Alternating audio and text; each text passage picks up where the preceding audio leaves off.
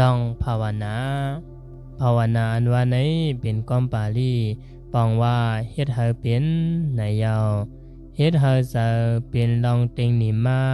เฮ็ดให้ฮู้จักปึงเปลี่ยนเตมีเตมาปองว่าในยาวอันเฮ็ดให้จะเต็งหนิมมานั้นห้องสมถะภาวนาในเส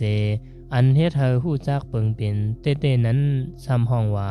วิปัสสนาภาวนาในยาวลองสมถะภาวนาเฮ็ดให้ใจเต็งนิมมาแลเป็นสมถะภาวนาอันว่านั้น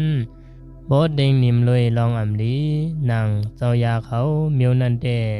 ย้อนเป็นกันเมียวอันเฮ็ดให้ทั้งขันเยอะให้กิเลสเพกวยแลอำใจสมถะภาวนาสมถะภาวนาอันว่านั้นนำใจก็ให้เต็งนิมมาใจอันเต็งนิมนั้นก็ซ้ำโดให้เป็นลองกุศลเสอำโดให้เป็นลองกิเลสเพมานั่นก่อนสั่งเป็นสมถะภาวนายาวเหมือนหนังเพดินเมตตาละคุกใจไลกุงพระเป็นเจ้าละคุกใจไลอสุภาละตีกว่าใจไหนย้อนสั่งให้เสนิมมาสั่งให้กิเลสเย็นมาและไลว่าเป็นสมถะ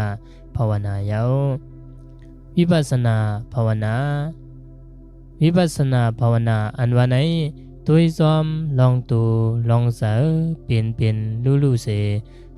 หาหูปองลองเปิงเปลี่ยนมันเตนั้นห้องว่าวิปัสสนาภาวนายาวการอันตุยซอมลองตูลองเสอเปลี่ยนลู่นั้นโปวันยาวเข้าหึงมาไหนสร้างให้ยันอย่ากองมายันอันอย่ากองมาย้อนตุยตองซอม